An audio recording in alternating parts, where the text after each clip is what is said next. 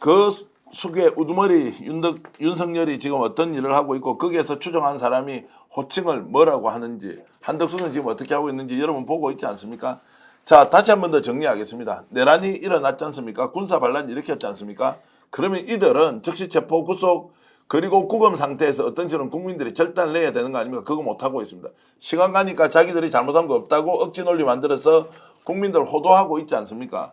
자, 지금 우리가 마지막 순간에 윤석열이 얼마나 많은 거짓말을 했는지 한번 따져는 보고 넘어가겠습니다. 명태균 게이트 문제도 계속 터져 나오는데 정말로 우리가 윤석열을 정상으로 보고 있는지 아니면 비정상, 요즘 유행하는 말 있죠. 미쳤다. 미친 사람으로 봐야 하는 것인지 정말로 따져봐야 한다고 보고요. 자, 그래서 윤석열이 기자회견할 때 이건 꼭 오늘 여러분들께 한번 들려드려야 된다고 해서 준비를 했는데요. 명태균 관련해서 아무 문제가 없고 관련성도 없다고 했던 장면 한번 들어보시겠습니다. 그 명태균 씨와 관련해서 뭐 부적절한 뭐 일을 한 것도 없고 또 뭐 감출 것도 없고 그렇습니다. 무슨 공천에 관한 얘기한 기억은 없습니다만은 했다면은 당에 그냥 이미 정해진 얘기 아마 그 시기에는 거의 정해졌을 것이고 진행하는 공천을 가지고 제가 왈가불가할 수도 없고 또 인수위에서 진행되는 걸 꾸준히 보고받아야 되고 저는 저 나름대로 그야말로 고3 입시생 이상으로 바빴던 사람입니다. 저런 새빨간 거짓말을 했는데 명태균이가 강희경 씨를 만나서 어떤 이야기 했습니까? 자, 대통령 검찰총장한테 보고해야 되는데 이 서류 저 서류 다 됐느냐? 오늘 검찰에서 이 내용을 그대로 이제 확인했다고 10월 21일입니다. 2021년 10월 21일 날 윤석열이 56만 8천 명의 당원을 가지고 여론조사한 내용 가지고 윤석열, 김건희가 직접 보고받았다라는 것은 검찰발로 보도가 됐는데요. 강희경 공익제보자가 이 이야기했을 때 뭐라고 했습니까? 저런 사람 얘기 듣고 있으니까 마치 의혹 제기나 하는 사람처럼 다 취급했던 국민의힘 그리고 언론들 지금 이 내용 한번 들어보십시오. 명태균과 강희경 씨가 대화한 내용인데요. 자, 총장한테 보고해야 된다. 여론조사 됐느냐 안 됐느냐 이 녹취 한번 들어보시겠습니다. 연령별하고 지역별하고 다 그 마차고 여성하고 네, 그 마차가고 곱하기 그 한 해갖고 한 2,000개 만들 있어. 이거 가지고요? 예. 그 차프지 뭐. 윤석열이를 네, 또 올려갖고 예, 홍준표보다 한 2% 앞서게 해주 있어. 알겠습니다. 예예. 젊은 아들 있다 아닙니까? 네네네네. 응답안에 그 결수 올려갖고 네네. 예 2, 3% 홍보다 더 나오게 해야 됩니다.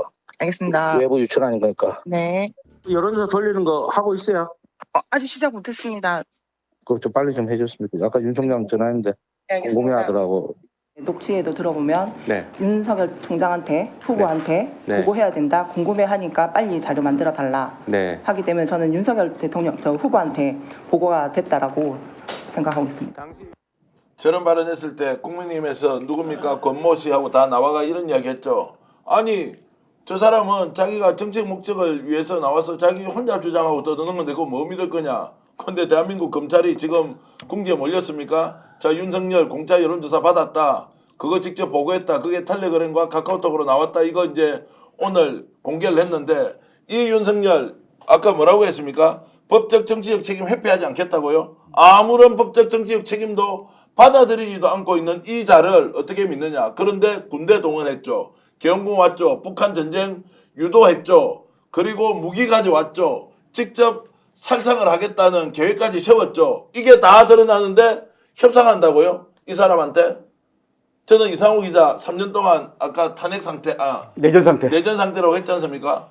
저는 사실 이거 해결 못하면 제가 굉장히 불안할 것 같은데요. 그날 비상계엄 당일날 우리는 숨어서 지하주차장에 이거 어떻게 해야 되냐 기자들끼리 연락하고 있었을 때 정말로 용감한 분들은 국회 가서 온몸으로 막아줘서 정말로 나라를 지켰는데 이들이 다시 내란을 공모하고 시간을 벌어주는 이런 상황을 우리가 방조하고 있다? 어떻게 해야 됩니까? 용기가 있어서 우리가 싸우는 것이 아니라 두려움이 없어서 우리가 싸우는 것이 아니라 싸우지 않으면 나라가 무너지기 때문에 목숨을 걸 수밖에 없는 상황이다. 이렇게 인식하면 민주당이 오늘 그런 결정을 한 것이 우리가 모르는 깊은 뜻이 있다고 하더라도 정말 이래서는 안 된다. 제가 2016년도에 이재명 당시 성남시장이 혼자 단식 투쟁을 했어요. 그 단식 투쟁하고 있는 광화문의 천막에 제가 직접 방문을 했어요. 그때 민주당에 있는 국회의원들은 아무도 탄핵하자고 얘기 안 했어요. 그때 이재명이 급속도로 국민들의 마음을 얻어서 대선 후보다라고 인지가 되었죠. 왜 그런 결기와 용기 지금 민주당은 가질 수 없습니까? 그때는 최순실 때문에 생겼던 박근혜 탄핵이었어요. 지금은 정말로 군사 반란을 일으키고 내란을 일으켜서 다 죽이려고 했단 말이에요. 이런데도 협상의 여지가 필요하다. 시청자 여러분은 어떻게 생각하시는지 잘 모르겠습니다만 저같이 아직까지 순진한 사람은 아니다. 본질을 꿰뚫고 보면 주어진 조건에서 최선을 다하는 것이 중요한 것이 아니라 진짜 지도자는 반드시 이 문제를 해결해야 한다. 이것 때문에 각자의 위치에서 최선을 다하는 것보다 더 중요한 것은 국민의 우려를 불식시킬 수 있는 지도자의 결단 그리고 목숨을 건 정말로 전쟁 이런 것들을 해야 한다는 생각이 드는 겁니다. 신 변호사님. 저는 뭐 100% 1000% 동의하고요.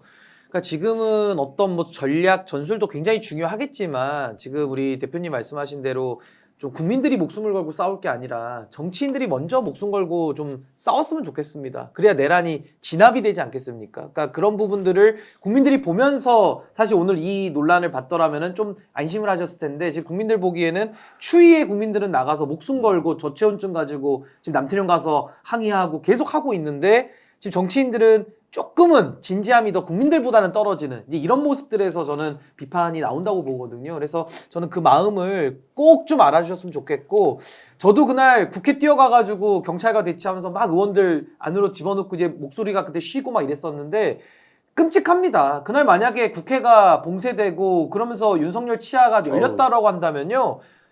노상원인가요? 그 미친 자가 지금 뭐 한 자리 하고 있지 않겠습니까? 그럼 저 같은 사람들 다 불려가가지고 손톱 발톱 지금쯤은 다 없을걸요? 다 뽑혀가지고 그러니까 얼마나 좀 끔찍합니까 사실. 아주 심플하게 봤으면 좋겠어요. 지금 내란 세력에 대해서 단죄가 필요한데 단죄가 지금 안 보이잖아. 지금 뭐 어디 검찰 뭐 어디 경찰에 들어가서 지금 안 보여. 우리가 수갑 찬 것도 좀 보고 사실은 막 오랏줄 묶어서 막 끌고 다니고 해야 되는데 모르겠어. 근데 이 사안을 본질적으로 보면 이미 우리가 지금 그 대단히 뭐 상대적으로 눈치 보고 있잖아. 한덕수.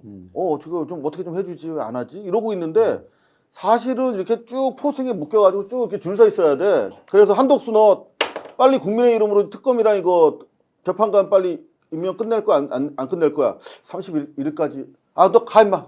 깜빵으로 가. 둘째 너 최상모 너 어떻게 할 거야? 너도 가. 그래서 계속 이렇게 솎아내야 돼. 국민들이 보고 계시는 국민의 법정이야 지금 역사적으로. 근데 이거 갈아치우는 게 뭐가 힘들다고 무슨 뭐 역풍 우려하고 그런 거는 좀 아닌 것 같다. 이거 되게 심플하게 보면 될 것 같아요. 아니 근데 그 우리 이상우 기자님 말씀하시니까 생각나는 장면이 있는데 우리 남태령 그날 트랙터가 길이 열리고 그때 20대 대다수의 그날 함께 계신 분들이 환호하고 그야말로 새로운 역사를 만들어냈다라는 기쁨 막 울고 그런 장면 보고 저도 가슴이 뭉클했죠. 근데 이럴 수 있는 일들이 있고 뭐 한덕수 포함해서 탄핵 이런 부분들은 또 다른 법적 절차라는 게 있잖아요. 사실은 법적 절차라는 부분에서 제도권 정치인들이 고민하는 거거든요.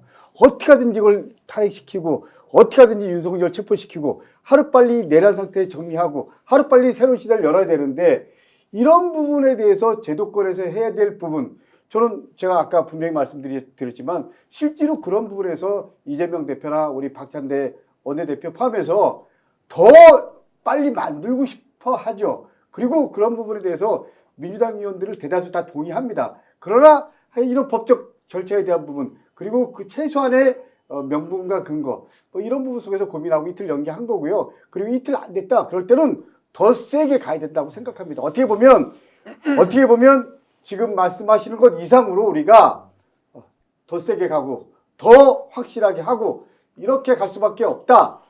그리고 마지막 안 되면 이제 국민의 힘이랑 공식적으로 뭐 전면전을 할 수밖에 없다. 국민만 믿고 역사만 믿고 갈 수밖에 없다라는 게 제 생각입니다. 버젓이 국민 앞에 거짓말하는 거를 좀 전에 저 자료 화면에서 네. 보셨잖아요. 제가 이제 딱 자르고 인수위 때 떠난 거를 그동안 방송에서 고상하게 표현을 한 것 같아요. 너무 고상하게 제가 이야기를 한 것 같아요. 선택적 정의와 공정 이런 모습이 너무 싫어서 떠났다 이렇게 얘기를 했는데 리얼하게 이야기하면 거짓말쟁이죠. 그냥 거짓말하는 게 너무 싫어서.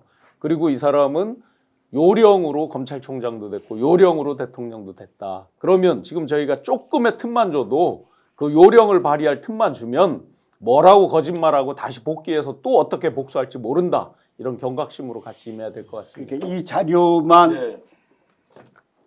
보더라도 이미 대통령 윤석열은 당선 무효잖아요. 그런 거 아닌가요? 그렇습니다. 그런 거잖아요. 조작된 이미. 거. 예. 그렇기 때문에 탄핵 이전에 이미 대통령으로서의 법적 조건이 끝난 거잖아요. 뭐 이런 부분 포함해서 이제는 뭐 우리가 확실하게 법적 책임과 정치적인 책임 물어야 된다. 그러니까 이 부분은 다 동의하는 거죠. 지난 문재인 정부 때 저희가 고통스러웠던 또 하나의 사안은 뭐였냐면 쟤들은 법 질서와 국민에 대한 최소한의 예의를 그냥 뭉개고 들어와서 지네 하고 싶은 거 다 하는데 우리는 그걸 다시 회복하기 위해서 절차적으로 막 진짜 최고의 민주주의자가 되려고 너무나 애써. 그러다 보면 또 쟤들이 확 밀고 들어와.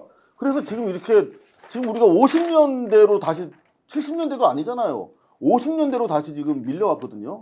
지금 국회의원은 헌법적으로 법률 제정가니까 그럴 수 네. 있다 쳐도 준법이 1차 목표는 아니잖아요. 네. 우리가. 그러니까 헌법적인 우리가 우위에 있는데 그걸 왜 법을 지키기 위해서 지금 뭐 횡단보도 밟는 것 때문에 지금 도둑을 못 잡고 있는 상황이 아닌가. 좀 더 과감하게 갔으면 좋겠다. 스픽스는 말하는 언론입니다. 대세는 유튜브, 그중에서 스픽스. 좋아요, 댓글, 구독, 알림 설정. 여러분이 저희를 사랑해 주시고 우리가 여러분을 사랑하는 4가지 방법입니다.